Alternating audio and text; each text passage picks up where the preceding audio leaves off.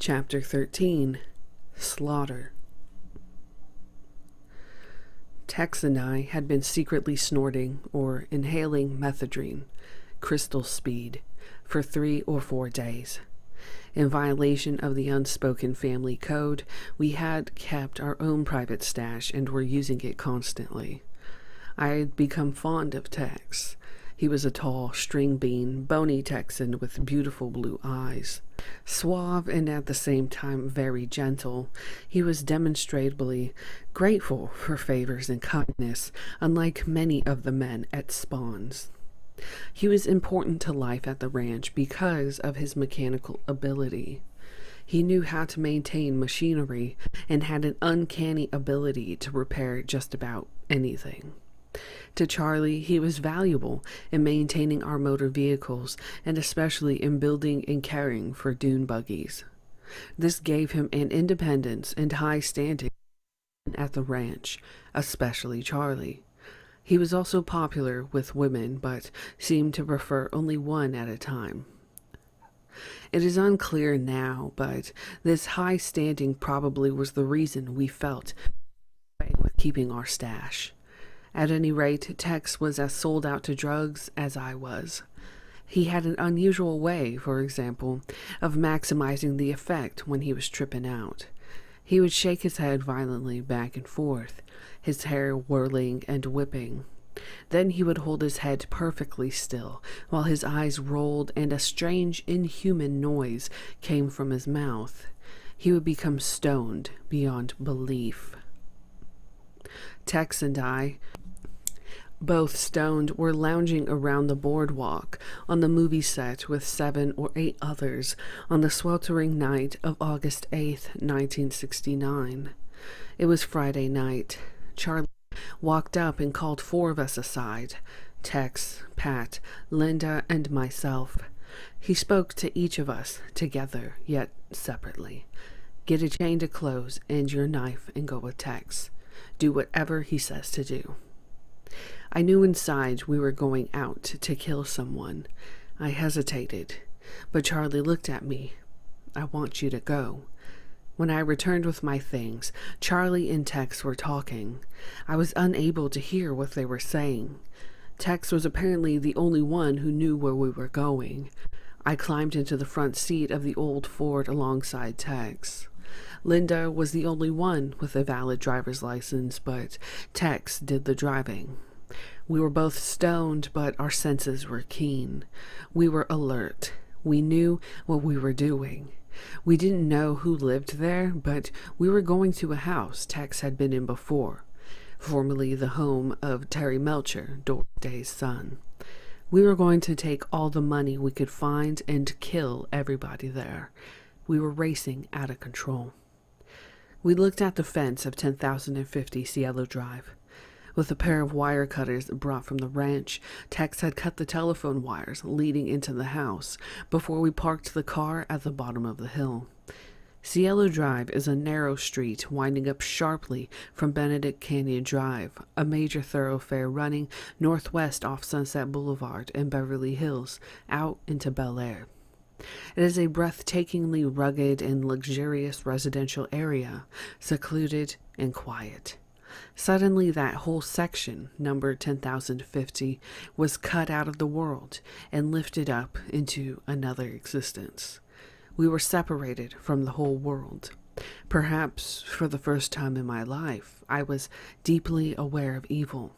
I was evil.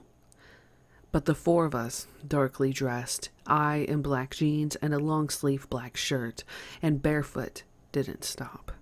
Avoiding the high metal gate, we picked a spot in the fence and climbed over one at a time. As I reached the top, the hot air of the 90-degree night smothered me. I looked around in a fraction of a second. It was crazy. Some were multicolored outside Christmas lights were still up along a wall and they were lighted. I dropped down onto a bed of ivy and fell to my hands and knees. Together we began moving up the hill toward the house, keeping low and quiet. The house was about 100 feet away. Suddenly, headlights flashed across the yard. A car was coming down the driveway. "Get down," Tex whispered sharply. "Stay here."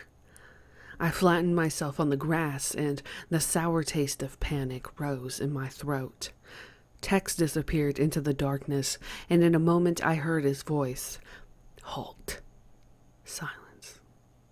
Then a different voice sounded in the night. "Please don't hurt me. I won't say anything." Then came 4 gunshots in quick succession. Tex returned immediately and motioned us forward. When we reached the car, a white Rambler, I saw a young man, Stephen Parent, who had been visiting the caretaker, William Garretson, and the guest house at the rear of the property, slumped in the seat. Tex reached inside the car and turned off the lights.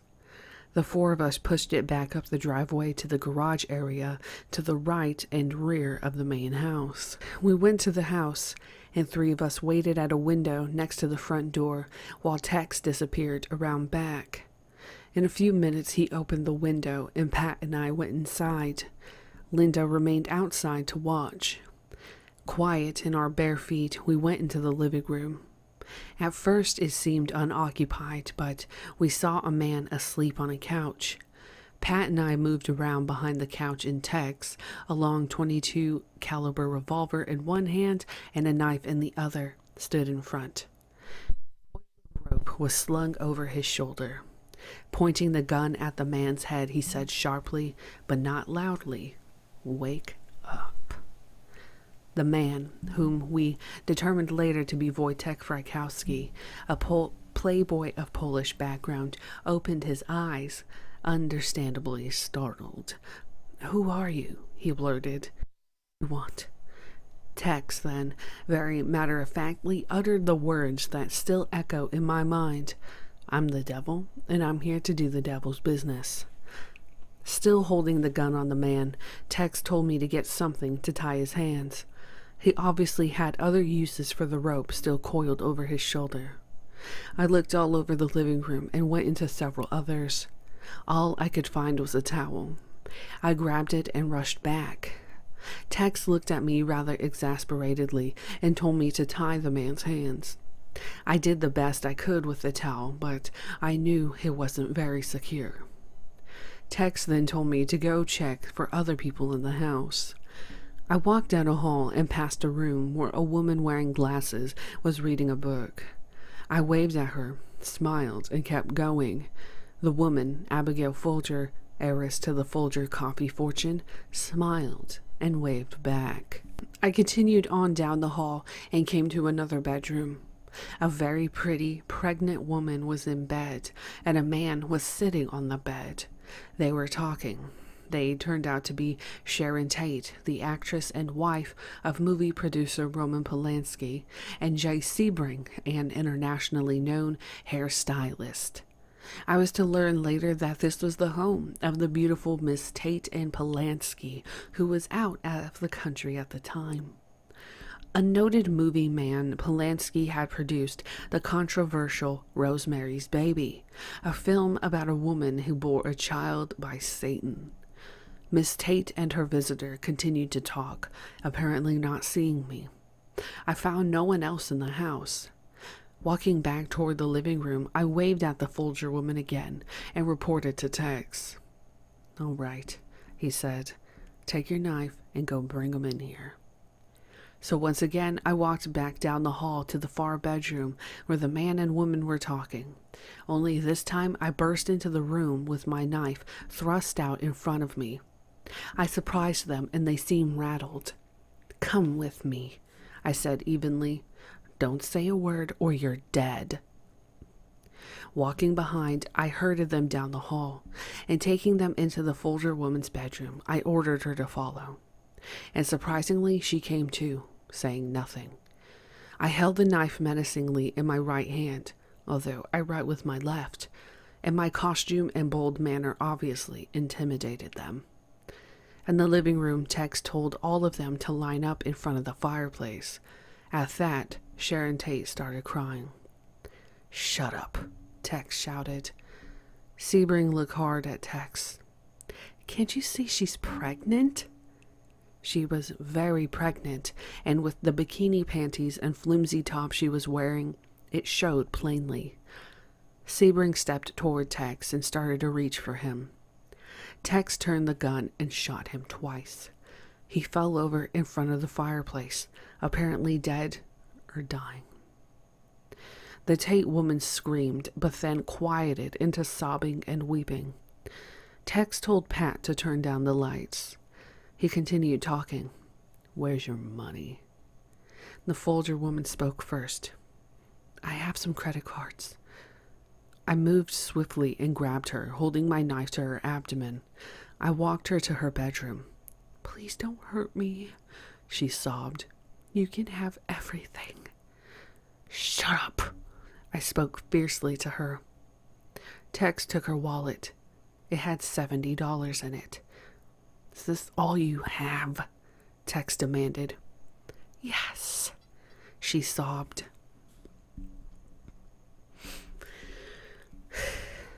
Tex's stony eyes passed from one to another. "Prepare to die." Tex took the rope he had brought and tied it around the necks of all three.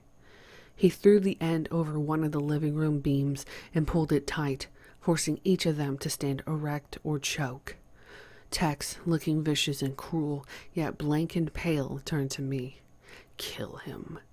He motioned toward Frykowski. I raised my knife to plunge it into his chest, but my hand would not come down.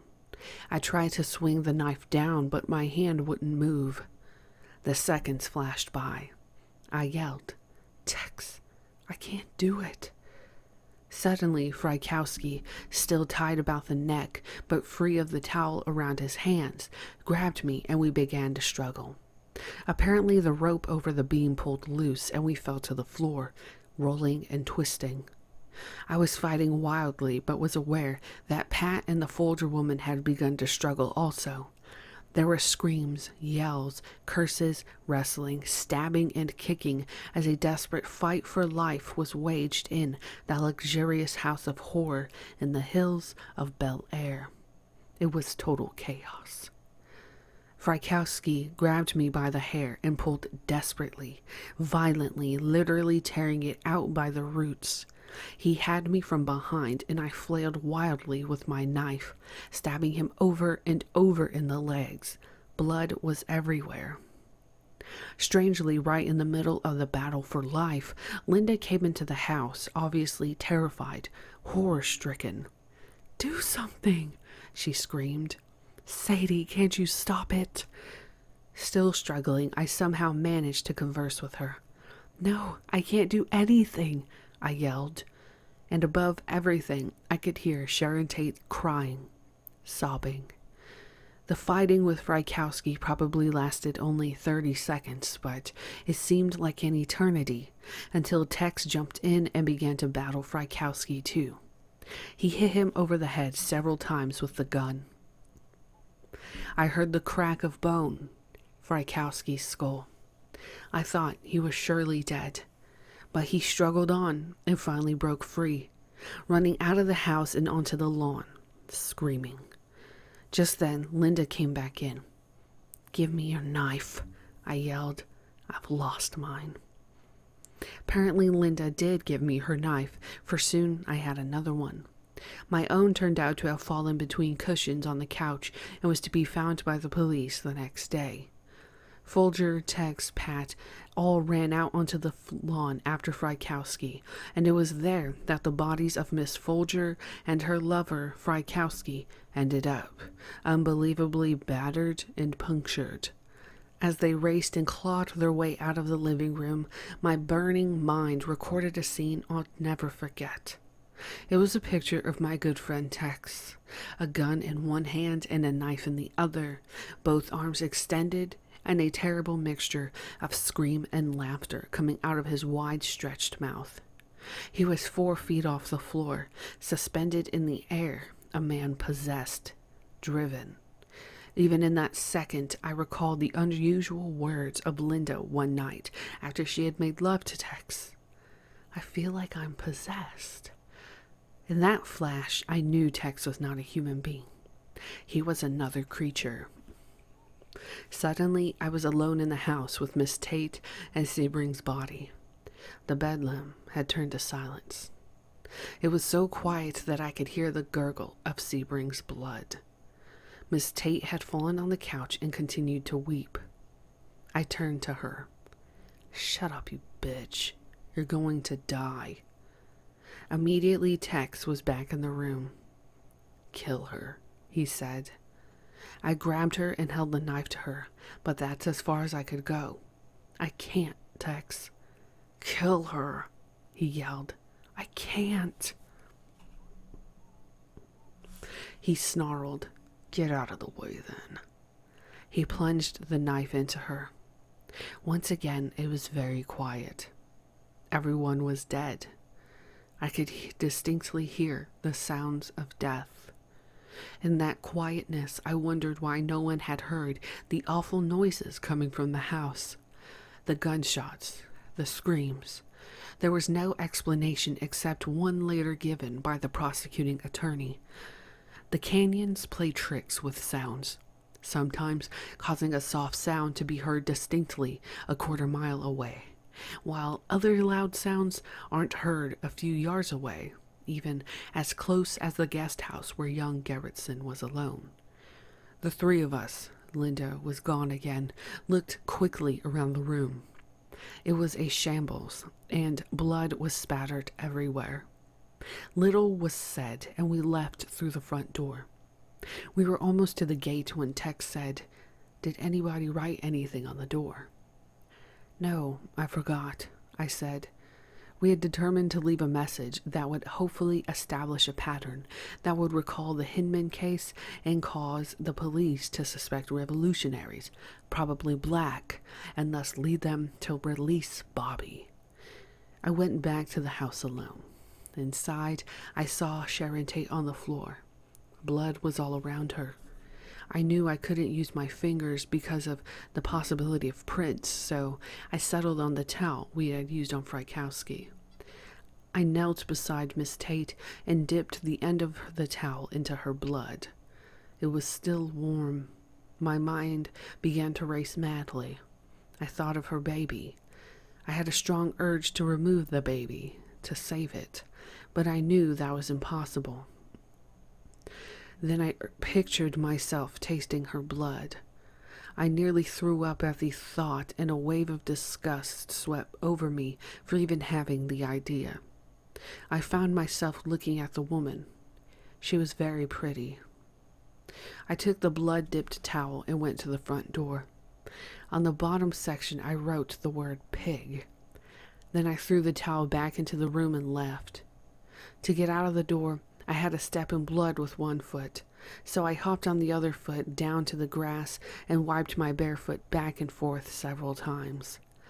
I joined the others at the fence, and we climbed over and walked quickly and silently down the hill to the car. Linda was sitting behind the steering wheel. Tex told her to get out of the way, and he got in behind the wheel. I climbed into the back seat. All were angry at Linda for having left us. She remained silent as we changed our clothes and drove away. I had a lot of blood on my clothes. My head was aching terribly, and I reached my hand up to it. A large clutch of hair came away. Frykowski had battled with all his might.